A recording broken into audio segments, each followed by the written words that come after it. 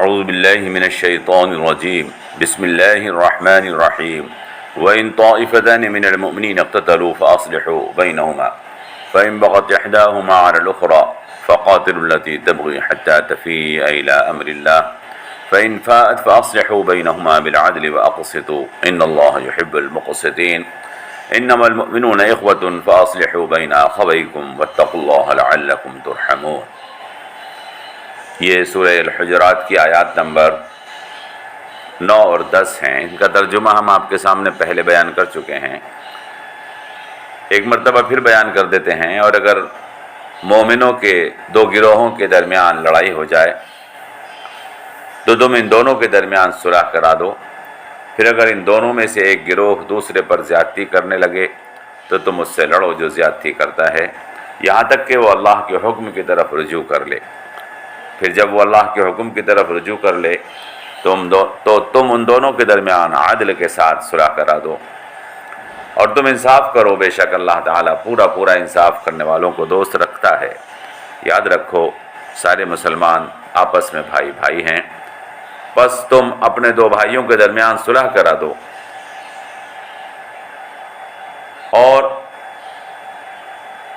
اللہ سے ڈرو، واتقوا اللہ، اور اللہ سے ڈرو تاکہ تم پر رحم کیا جائے۔ یہ آیات ان کا ترجمہ ہم نے بیان کیا۔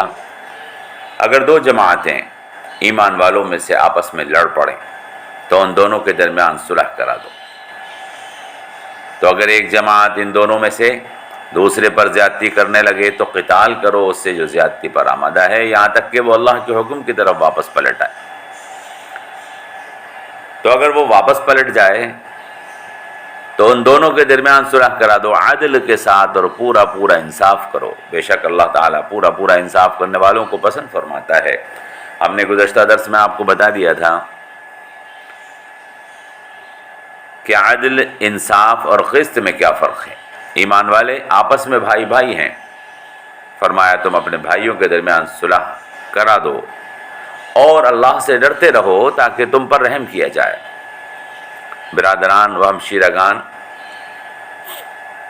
ان آیات کا مطلب اور اس کی مختصر تشریح گزشتہ درس میں ہم نے آپ کے سامنے بیان کر دی تھی۔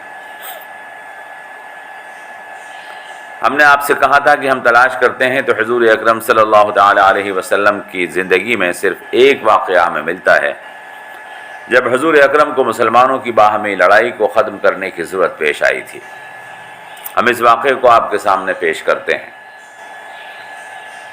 البتہ حضرت علی کی عہد خلافت میں جو لڑائیاں ہوئیں ان کی روشنی میں ہم آپ کو بتائیں گے کہ مسلمانوں کی دو جماعتوں کے درمیان اگر جنگ اور لڑائی ہو جائے تو اس کو کیسے ختم کیا جائے، اور مسلمانوں کے درمیان جنگ و قتال ہو جانے کی شکل میں عام مسلمانوں کا طرز عمل کیا ہونا چاہیے۔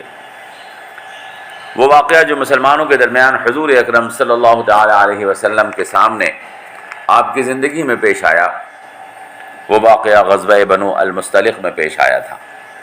اس واقعے کو واقعہ بیر مریسیع کہتے ہیں۔ مریسیع ایک کنویں کا نام تھا۔ یہ واقعہ اسی کنویں پر پیش آیا تھا۔ عبداللہ ابن ابی منافق، جس کی منافقت مسلمانوں پر ظاہر ہو چکی تھی مگر وہ خود کو مسلمان ظاہر کرتا تھا، نماز بھی پڑھتا تھا، مسلمانوں کے ساتھ جہاد میں شریک بھی رہتا تھا، مگر دل میں حضور اکرم صلی اللہ تعالی علیہ وسلم اور اسلام سے نفرت چھپائے ہوئے تھا۔ دراصل اس کو مدینے کے لوگ اپنا بادشاہ بنانے کی تیاری کر رہے تھے۔ یہ عبداللہ ابن ابی ابن سلول منافق دراصل مدینے کے بڑے قبیلے خزرج کا سردار تھا، اور مدینے کا دوسرا قبیلہ اوس بھی اس کو اپنا بادشاہ قبول کرنے پر تیار ہو گیا تھا۔ اسی دوران حضور اکرم صلی اللہ تعالی علیہ وسلم مدینہ منورہ تشریف لے آئے اور اوس و خزرج کے لوگوں نے اسلام قبول کر لیا، جس کی وجہ سے اس کی بادشاہت کی رسم ادا ہونے سے رہ گئی۔ اسی وجہ سے حضور اور مسلمانوں سے یہ دل میں نفرت رکھنے لگا تھا اور کئی موقعوں پر اپنی منافقت کو ظاہر کر چکا تھا۔ چونکہ مدینے کے اکثر لوگ مسلمان بن چکے تھے اور حضور کے سامنے کسی کو سردار قبول کرنے پر تیار نہیں تھے، اس کے ساتھیوں کی تعداد بھی کم تھی، تو مجبوراً یہ بھی خود کو مسلمان کہتا تھا مگر دل سے مسلمان نہیں تھا۔ چنانچہ ایک مرتبہ حضور اکرم صلی اللہ تعالی علیہ وسلم کی شان اقدس میں اس نے بدتمیزی بھی کی تھی۔ غزوہ بدر کے موقع پر اس نے مسلمانوں کے خلاف بنو قینقاع کا ساتھ دیا تھا اور اصرار کیا تھا کہ اس قبیلے کو معاف کر دیا جائے، یہ میرے دوست ہیں۔ غزوہ احد میں اس نے اپنے 300 ساتھیوں کے ساتھ حضور اکرم کا میدان میں ساتھ چھوڑا تھا، اور جنگ سے پہلے یہ کہتے ہوئے واپس چلا گیا تھا کہ آپ ہماری بات نہیں مانتے ہیں، اس لیے ہم آپ کے ساتھ جنگ نہیں کر سکیں گے۔ غزوہ بنو نذیر میں یہ مسلمانوں کی جاسوسی کر کے یہودیوں کو خفیہ پیغام پہنچاتا تھا، لیکن اس سب کے باوجود حضور اکرم صلی اللہ تعالی علیہ وسلم اس کے ساتھ درگزر کا معاملہ فرما دیا کرتے تھے۔ حضور اکرم اس کے ساتھ درگزر کا معاملہ کیوں فرماتے تھے؟ اس کی وجہ یہ تھی کہ یہ نمازیں پڑھتا تھا، جماعت میں حاضر رہتا تھا، زکوٰۃ بھی دیتا تھا، ایمان والا ہونے کا دعویٰ بھی کرتا تھا۔ یہ اور اس کے ساتھ ہی اپنے منافقت کے لیے بہانے بنا دیا کرتے تھے، مسلمانوں کے ساتھ جہاد میں شرکت بھی کرتے تھے۔ اس کے ساتھ ہی اپنے مسلمان دوستوں سے کہا کرتے تھے کہ ہم تمہارے دوست ہیں، تمہارے ساتھ ہیں، مسلمان ہیں۔ غزوہ بنو المصطلق میں عبداللہ ابن ابی ابن سلول اور اس کے ساتھ ہی مسلمانوں کے ساتھ جہاد میں شریک بھی تھے۔ اس غزوے میں انہوں نے 2 بڑے فتنے پیدا کیے تھے۔ ان میں سے ایک کا نام واقعہ افک ہے، جس کی تفصیل ہم گزشتہ ایک درس میں تفصیل کے ساتھ بیان کر چکے ہیں، اور دوسرا واقعہ یہی واقعہ بیر مریسع ہے جس کو ہم آج بیان کر رہے ہیں۔ اس واقعے کا خلاصہ یہ ہے کہ غزوہ بنو المصطلق میں فتح حاصل کرنے کے بعد راستے میں مریسع کنویں کے پاس مسلمان رکے ہوئے تھے۔ مسلمان اس کنویں سے پانی بھر رہے تھے۔ پانی نکالنے کے مسئلے پر مسلمانوں کے 2 لوگوں میں آپس میں جھگڑا ہو گیا۔ ایک کا نام جہجہ ابن مسعود غفاری لکھا ہے، یہ حضرت عمر کے غلام تھے، اور دوسرے کا نام سنان ابن وبر جوہنی لکھا ہے، یہ انصاری تھے اور قبیلہ خزرج کے ایک دوست قبیلے سے تعلق رکھتے تھے۔ سیرت ابن ہشام نے ان دونوں کے نام یہی لکھے ہیں۔ تاریخ کی دوسری کتابوں میں نام دوسرے بھی ہیں۔ بعض روایات میں نام کے بجائے صرف اتنا آیا ہے کہ جھگڑا کرنے والوں میں سے ایک انصاری تھے اور ایک مہاجر تھے۔ جھگڑا اتنا بڑا کہ مہاجر نے انصاری کے لات مار دی۔ انصاریوں کے ہاں کسی کو لات مارنا بہت برا سمجھا جاتا تھا، اس لیے انہوں نے مدد کے لیے اپنے ساتھیوں کو آواز دی۔ دوسری طرف جہجہ نے اپنی مدد کے لیے قریش کو آواز دی۔ شور مچا تو عبداللہ ابن ابی ابن سلول وہاں پر پہنچ گیا۔ اس نے اپنے قبیلے خزرج کے لوگوں کو للکارا کہ آگے بڑھو اور اپنے قبیلے کی مدد کرو۔ دونوں طرف سے لوگ آ گئے، ایک طرف انصاری تھے اور دوسری طرف مہاجرین تھے۔ لڑائی لگ بھگ تیار تھی کہ حضور اکرم صلی اللہ تعالی علیہ وسلم کو اطلاع ملی اور آپ تیزی کے ساتھ وہاں پہنچ گئے۔ آپ نے ارشاد فرمایا کہ ما بال دعوى الجاہلیہ ما لکم ولدعوۃ الجاہلیہ دعوها فإنها منتننۃ۔ یہ کیا ہوا کہ تم لوگ جاہلیت کی آواز کیسی ہے، تم لوگ، اور یہ جاہلیت کی پکار کیسی ہے، اس کو چھوڑ دو، یہ بہت گندی چیز ہے۔ اس کے بعد حضور اکرم صلی اللہ تعالی علیہ وسلم نے دونوں لوگوں کو سمجھایا اور ان کے درمیان صلح کرائی۔ ان کی ایمانی غیرت اور حمیت کو اللہ کے رسول نے ان کے اندر پیدا فرمایا اور معافی تلافی کرا دی گئی۔ اس موقع پر یہ رئیس المنافقین عبداللہ ابن ابی ابن سلول بولا، کیا یہ لوگ ہمارے حاکم ہیں؟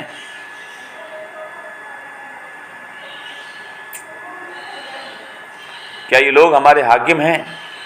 خدا کی قسم مدینہ پہنچ کر عزت والا ذلت والے کو باہر نکال دے گا۔ حضور اکرم صلی اللہ تعالی علیہ وسلم کو اس بات کی اطلاع مل گئی۔ حضرت عمر رضی اللہ تعالی عنہ نے کہا، یا رسول اللہ، مجھے اجازت دیجئے کہ اس منافق کی گردن مار دوں۔ جناب رسول اکرم صلی اللہ تعالی علیہ وسلم نے فرمایا کہ عمر رہنے دو، لوگ کہیں گے کہ محمد اپنے ساتھیوں کو قتل کرتے ہیں۔ یہ عبداللہ ابن ابی ابن سلول منافق تھا اور اسلام کے دشمنوں میں سے تھا۔ یہاں ایک بات اچھی طرح سے سمجھ لینا چاہیے، اگر مسلمان آپس میں لڑ پڑیں تو اسلام کا طریقہ یہ ہے کہ اگر مدد کے لیے کسی کو پکارا جائے تو کہا جائے کہ مسلمانوں میری مدد کرو، یا یہ کہا جائے کہ آؤ لوگوں میری مدد کرو۔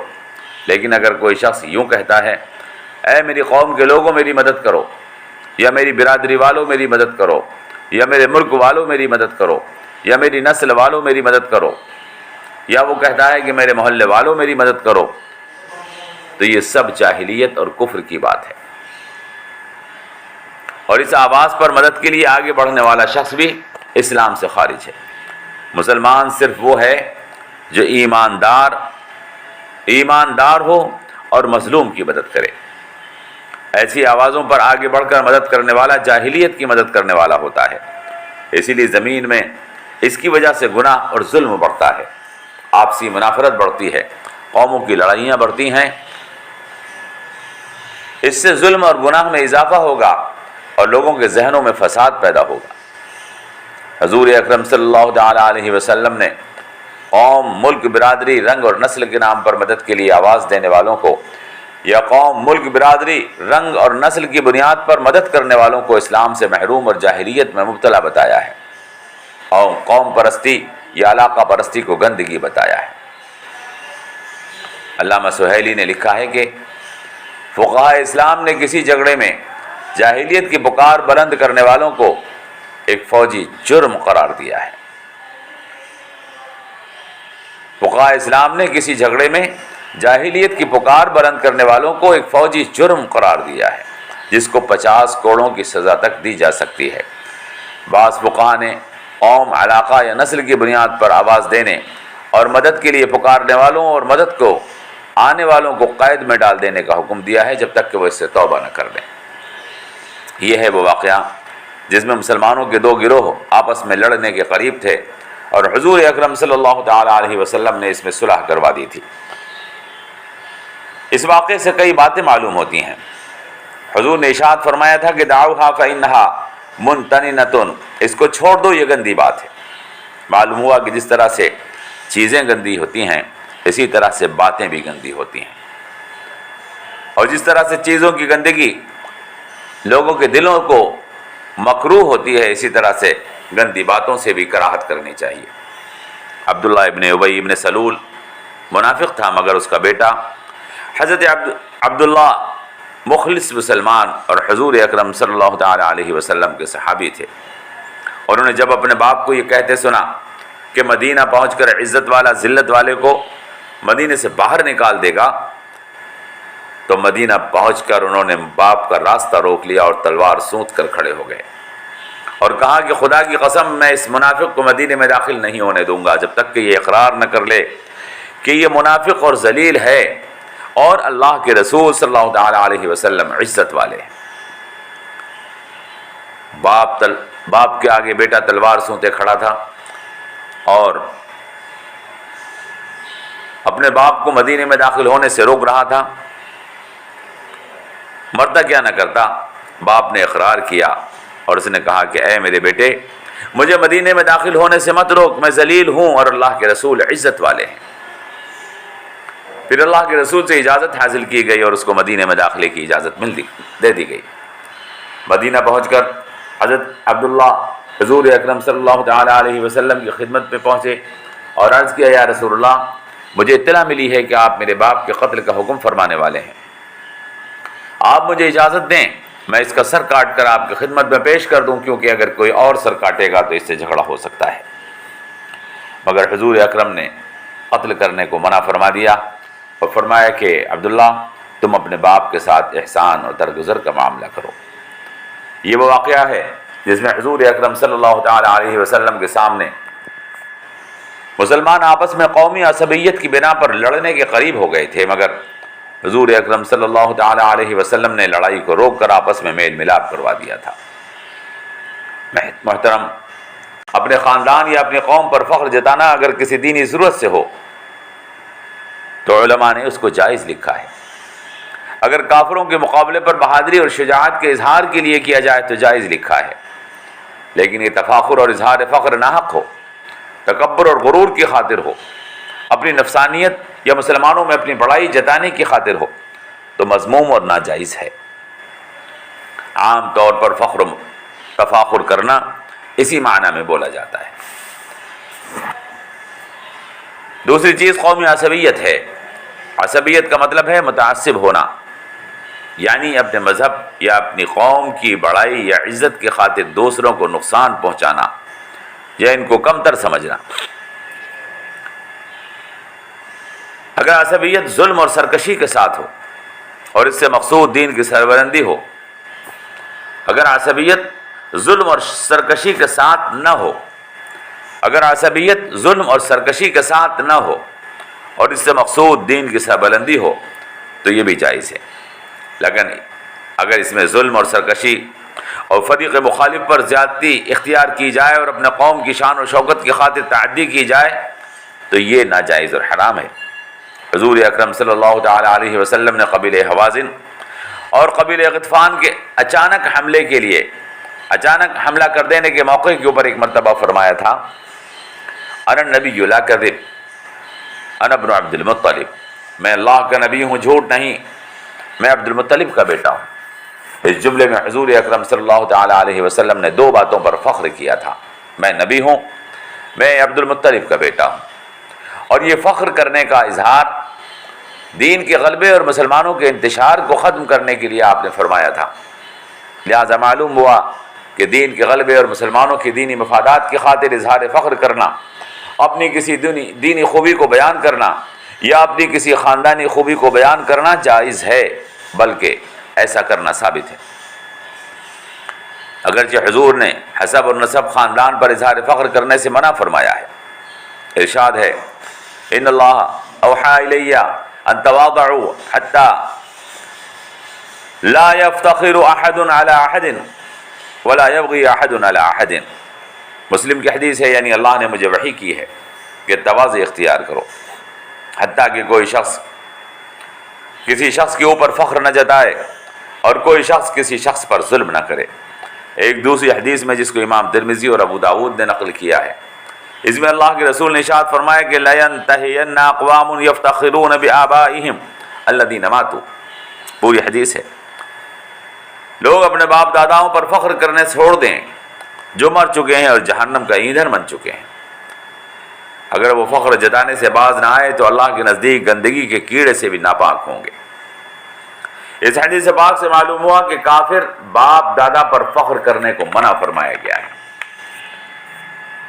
ایک حدیث پاک میں اللہ کے رسول نے ارشاد فرمایا کہ من نصر قومه على غیر الحق فهو كالبعير الذي رد في البير فهو ينزعه بذنبه۔ ابو داؤد کی حدیث ہے، جس نے اپنے قوم کی ناحق مدد کی اور اس اونٹ کی طرح سے ہے جو کنویں میں گر گیا ہو اور وہ اس کو دم پکڑ کر کھینچ رہا ہو۔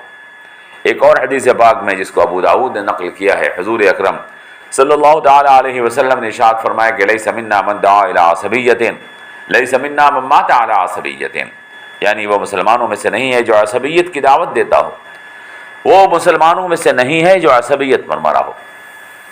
ایک حدیث جس کو امام احمد بن حنبل نے اپنی کتاب میں نقل کیا ہے، حضور اکرم صلی اللہ تعالی علیہ وسلم نے ارشاد فرمایا کہ من العصبیۃ ان ینصر الرجل قومه علی الظلم، آدمی اپنے قوم کی ظلم پر مدد کرے، یہ عصبیت ہے۔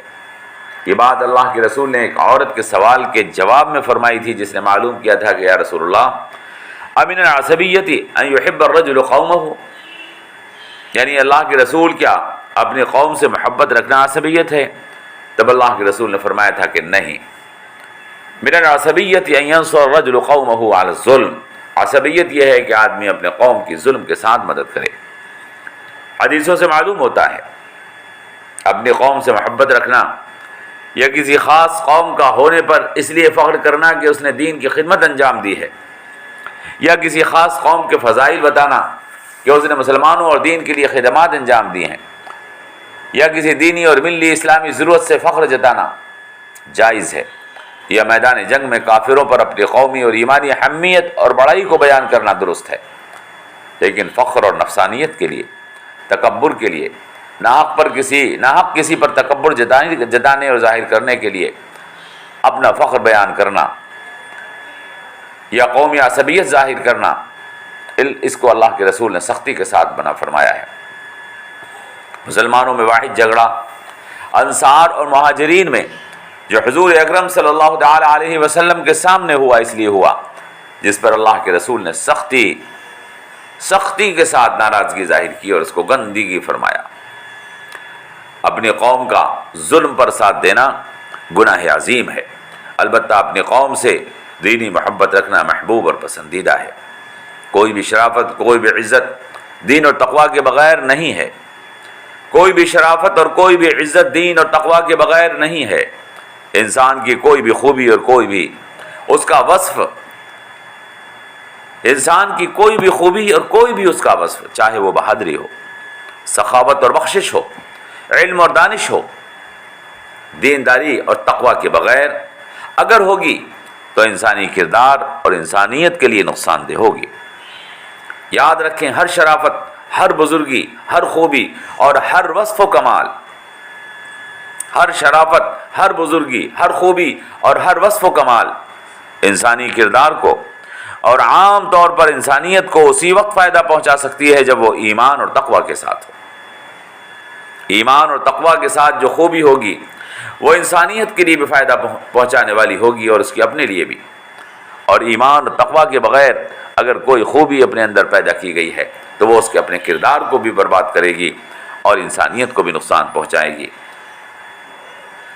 ہم انشاءاللہ آئندہ درس میں بتائیں گے کہ مسلمانوں کے درمیان جھگڑا اور بڑائی ہونے پر ایک ایمان والے اور تقوی والے مسلمان کا کردار کیسا ہونا چاہیے، اور یہ بتانا اور سمجھنا اس لیے ضروری ہے کہ آج وہ لوگ جو اپنے آپ کو دیندار کہتے ہیں وہ قومی عصبیت کا شکار ہو کر مظلوم کے مقابلے ظالم کی مدد کر دیتے ہیں اور قومی عصبیت کو ایمانی غیرت اور حمیت کے برابر قرار دیتے ہیں۔ ہم انشاءاللہ اس چیز کو تفصیل کے سامنے آپ کے سامنے اگلے درس میں پیش کریں گے۔ والسلام علیکم ورحمۃ اللہ وبرکاتہ۔